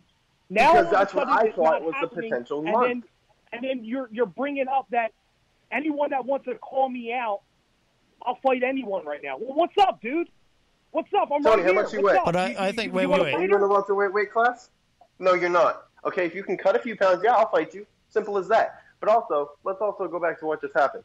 You just went from talking about my dad to talking about a fight. You can't pick one thing to, focus Christian, on. you have sat there and called yourself a narcissist in my messenger. Yeah. I am narcissistic because where would I be? Where would I be if I didn't focus on myself and have my own agenda?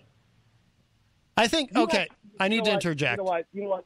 I'm talking to an immature 20-year-old. No, right. I'm not going to fall to your level. You are what you are. You already have, Tony. I fell to your level with anything. I want to... Guys, let me interject. Okay, just brief. Matt, this isn't good radio. Well, I think you're not going to tell Matt what's good and what's not, dude. This is not good radio. This is it's not your show. It's Matt's show. Let him do what he wants to do. You got a 20-year-old flooding your chat. That's flooding your chat with my name in his mouth and Brian. And to be honest with you, I don't have a problem with you as big as Brian does. I haven't seen. Okay? I haven't seen anything in the chat room today about you guys. No, I did say a few things. When people hit me up and tell me that this kid is just constantly throwing punches out in the chat room. Let's be honest with you, it was only Brian because you know what? I mean, Brian only showed up in the chat yesterday. The one day I was on the show. This is petty. I want to hang on. Okay, but guys, okay. In as few words as possible, I want to hear from each of you, and Tony, you can go first. Can you crystallize for me in just a couple of maybe 2 or 3 sentences what exactly it is that has you upset with Christian, and then I want to ask Christian the same question. Pathological liar. That is it. He's a pathological liar. He's had multiple problems with multiple people his entire life that he has admitted to. He started your show off yesterday by saying that the cardboard head in this room is the only friend that I got. Cool way to start your show, man. Cool way to give yourself some enthusiasm. All right, wait, let me. All right, hold on, Tony. Hold on. Let me ask I'm gonna ask the question. I'm gonna ask the question again, but a little bit differently. What exactly has Christian done to you that has you personally upset? The fact that bullcrap all in your head show. He sat there, and I'll give him credit where credit's due. He put up one video on YouTube. But the reason that I didn't give him the luxury of going any further is because I saw through his BS. He's a BSer. And I didn't like it. And then multiple people came to me talking about get rid of this guy. And I gave him the benefit of the doubt for respect and got rid of other people because I respected him. But I saw through the BS.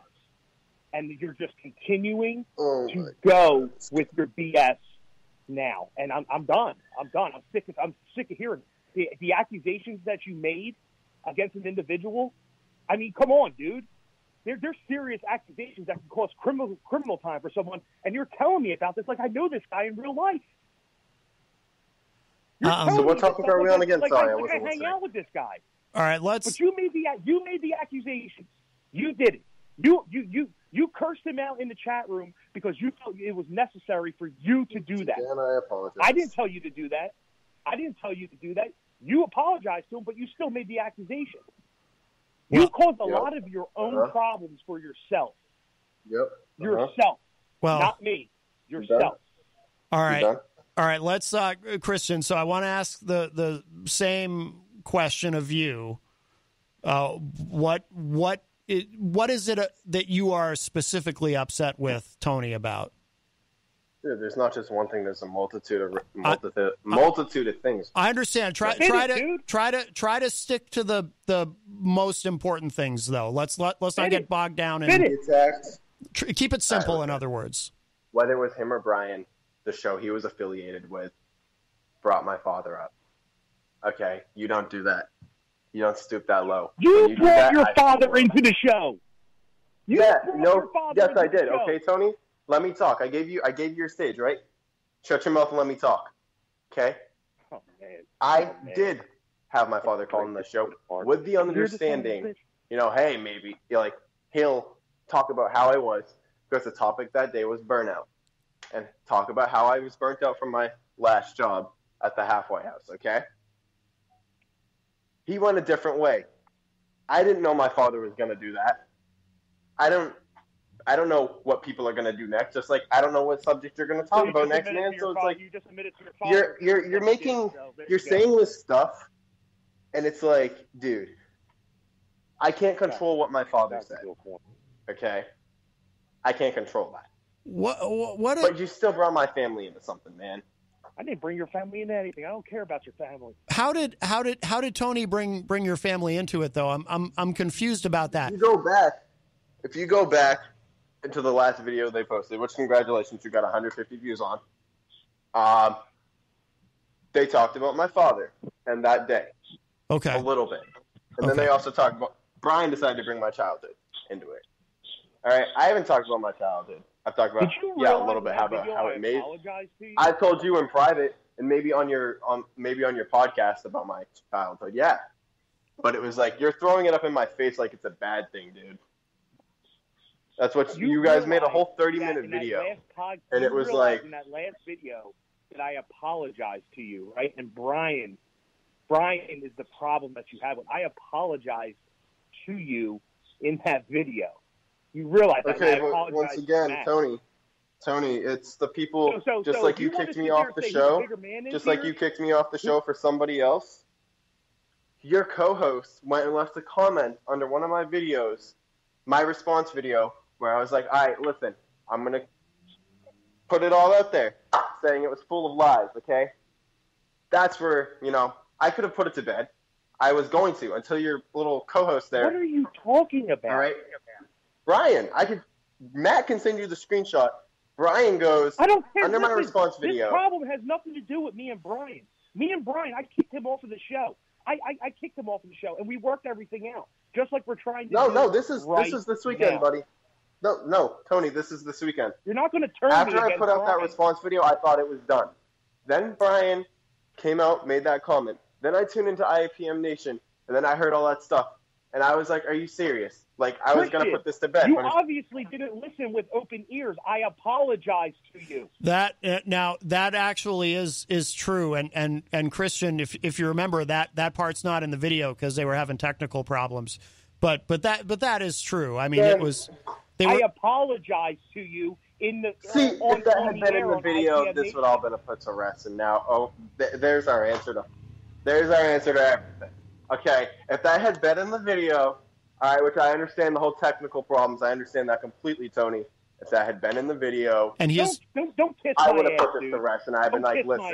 Wait, I don't think that's what he's doing, Tony. I think Christian is being sincere. Am I reading you correctly, Christian? Are you being sincere? Yes, I am being completely sincere with this. If I had heard that, I would have taken a totally different approach and put this to bed. Because I wouldn't have had no issues. Because I did hear it. I can vouch for Tony on that. So is that? I think I did message you. I was like, "What's going on with their audio and everything like that?" Right. I was listening to the show a little bit, but when the whole audio thing happened, and then you guys were talking about other podcasts, I was like, "Well, this doesn't pertain to me right now." I thought, right. This would be something else. So is that where we is that where we've gone off track? Yeah, here? I could have put this to bed a week ago, dude. If I had just heard that apology, now that I've heard it, now that you've explained it to me, I'm sorry. Because I did stoop low. I did say a lot of things I shouldn't have said, and I'm sorry. Hey, yeah, I am a little bit narcissistic. And, yeah, I'm going to come through with it. Well, you know what? We all are. Dude, I wouldn't be where I am without the agenda I've had. We all are. And That's if you why get in my way of that agenda, or you call me out, man, like that. You're picking a fight with me, and it's like I don't back down. I'm picking a fight. But with now you, that it's like, Christian, listen, Christian, you're blowing smoke up people's asses about a fight that's not happening. Well, let's not go back to that though. We're making progress here. Let's move forward. Matt, it's the truth. I heard an apology. Just like how season 2 of the Tony D show is going to be fantastic. Don't so much put planned, something right? out there. Don't put something out there that isn't happening. You had. It's happening. I just posted about it prematurely. Let me just finish this. Let me finish this, and you can go on your rant. Let me just finish this. No rant. You started talking about a fight. You started talking about something that you are doing. I looked it up. I reached out and said, I want to know when this is because maybe I want to attend. I reached out. I got a response back from Barstool Sports' freaking Facebook page that said there's no fight going on, Christian. Rough and Rowdy just happened. There's nothing going on. We've established that. But, Tony, now Christian did say, though, he acknowledged that he posted prematurely about that. I posted prematurely, and we're still working out the details. That I listened to and promoted like it's happening. Because he was excited about it, and he got out ahead of himself on it. Right, Christian? Yeah, basically, yeah. You acknowledge that. And I'm going to say, yeah, I am wrong. I am wrong for that. I jumped the gun. Yeah, it happens. And, but it's like, how many times are you going to throw that up in my face, man? Well, wait, nobody's throwing it. He's bringing up something he was concerned about. But here's what we need to know. Tony, do you accept? Now, Christian apologized to you a few minutes ago. Do you accept Christian's apology? That's all I wanted. Okay. That's all I wanted. Put this to rest. Okay. That's all I wanted. But from this point moving forward, dude, don't reach out to me. That's fine. Don't reach out to me. Don't make podcasts about me and then not include my name in it. Okay, so you guys don't have to. Views, no one's saying you guys got to be best friends. But although hopefully in the future you can be friends again. Matt. Actually, no, Matt. But for now, I'll give you that. For now, we're good. Everybody's we've reached an understanding. Yeah, make sure you come to my show Sunday. I had no problem to begin with until anyway, it's done. Okay. So I'm going to move on with my life. I'm going to go enjoy my pool, and I am going to have fun. You guys enjoy the rest of your night. All right. All right, Tony. Thank you for the call. All right. Tony D leaves us. Well, Matt, I'm going to say this to you, man to man. Thank you for that. Because you literally de-escalated that, and you brought up a lot of good points. It's kind of a skill that I have. Jenny says it all the time. I'm a really good mediator. I'm good at diffusing things. I probably should have been a therapist. I mean, I'm a hypnotherapist, but I probably should have. I should have done like couples counseling or something. But no. But I'm glad I was able to help. Yeah. All right. Well, my issue is that I had issues with the wrong people. To a point. Yeah. Well, I think a lot of it, too. That was just so messy, man. It was just everybody was saying everything. And I'm not going to say I was in the right in a lot of things. Maybe the way I carry myself it's not brand friendly or people friendly sometimes, We'll say that, like I told you yesterday, because you guys wanted me to wear a T-shirt. And I'm like, well, I'm not entirely brand friendly, so let's not do that. Well, I don't know. I mean, I think being a little edgy and creating controversy can be quite helpful in terms of building a brand. Yeah. But at the same time, this whole thing had reached a point where I think we were in hindsight after this nice, finally calm talking point. Yeah, it was clearly out of hand on both ends, especially mine.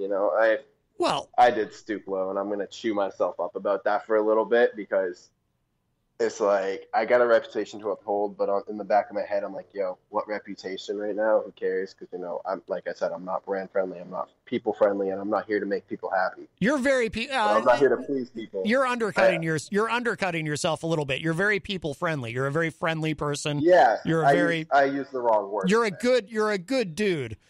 Jenny and I would not have invited you to live with us if you were not. You're a very good person. Did you know what you were getting yourself into when you did? Well, hey, who knows? But no, we love you, and we don't want all this negativity with you and Tony, and I'm glad that. I'm glad that, like I said, it's kind of interesting to a point, but then it's like, okay, this has gone far enough. If we can fix it, let's fix it. If next time if something like this ever happens again, next time just tell me when to cut it off. Just tell me when to cut it off. Don't entertain it. Well, but part of learning is having these experiences. That's how you learn. That's how you grow.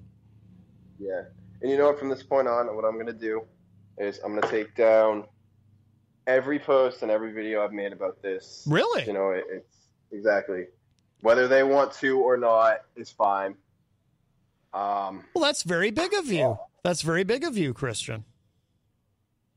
Geez, even I wouldn't do that. I mean, I'm impressed. Look, man, it's like, listen, if you don't want that stuff out there, I'll take it down. Rocky Huber, Rocky in the chat says, I feel like Matt hypnotized the situation.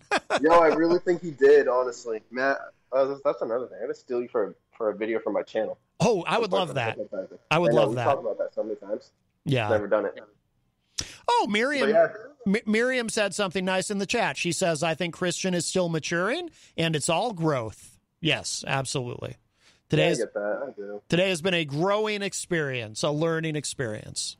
Yeah, no, if you don't mind, I'm going to cry in the bathroom for 5 minutes, okay? Well, you don't have to cry, but if you feel better, that's fine. But I will say, let this serve as an example for people that, 99% of I don't know what the actual statistic would be. But I'm pretty sure 99% of personal or interpersonal conflict is the result of misunderstanding and miscommunication. That's all it is. And this is a perfect example of that. It was like that. And also I'm just so used to keeping my guard up. Yeah. And when you trust somebody to a point and then this stuff happens, it's like, oh God. It just does not help at all. Right. I was vulnerable, and it showed clearly that stuff's going to get thrown up in your face at points. And I got to learn that, Yeah. Things are going to be thrown at me. Oh, yeah. Whether I like it or not. I can say I don't care, but deep down I do. Right. Any human would. I can relate to that. I understand that. I think we all can to some degree, but especially when you're out there as a public person, putting yourself out there and being vulnerable, yeah, of course, I kind of learned along the way to compartmentalize, like I assume doing a show like this, that there's people who hate me and I'm okay with it. Oh, I know those people who hate me. That's why sometimes I try not to read the comments. There's times during your show I just don't read the comments because personally, like I said, yeah, there's that part of me. I'm not here to make people happy, but I respect what people have to say to a point. Yeah, absolutely. Well, Christian, we're about out of time, but thank you for Skyping in. That worked out really well. I feel good about today. I hope you do too. I like it. And same plug, by the way. I'll be at 603 Bar and Grill tomorrow night from 9 to 1, and 603 Bar and Grill Sunday night, 9 to 1. Tomorrow night I'm playing off DJ Sticks, really, really, really talented Latin DJ. And Sunday I'm doing my headliner with my boy Andrew. So come through. I want to see people. Very good. Very good. All right, Christian, I will see you later. Thank you so much. Thank you. All right, bye-bye. All right, Christian LaCoss leaves us, and we are out of time. So thank you, Christian. Sincerely, also thank you to Tony D from the No More Excuses podcast that he does with Brian Mackey that is live Sunday mornings at 11 a.m. Thank you to Kay Daver for joining us earlier. Thank you to the great Grant Lampton, who will be performing tonight from 7 to 9 p.m. over at the Hop Knot. Thank you to the Hop Knot for sponsoring us. And if there's anybody I forgot, thank you all. Thank you, Jenny, for reminding us today is Ann's birthday. Happy birthday, Ann. And make sure you come back tonight, 7:30 p.m. Well, coming up at 6, of course, on WMNH is a replay of Granite State of Mind. And then at 7:30 tonight, Retro Spectrum Radio with Paulie C. And I will be here as well, along with our friend Dan Randlett. And DJ Steve will be joining us. And if you missed any part of today's show, it'll be up in just a little bit. WMNHradio.org and at mattconnarton.com. I'll talk to you tonight. Bye, everybody.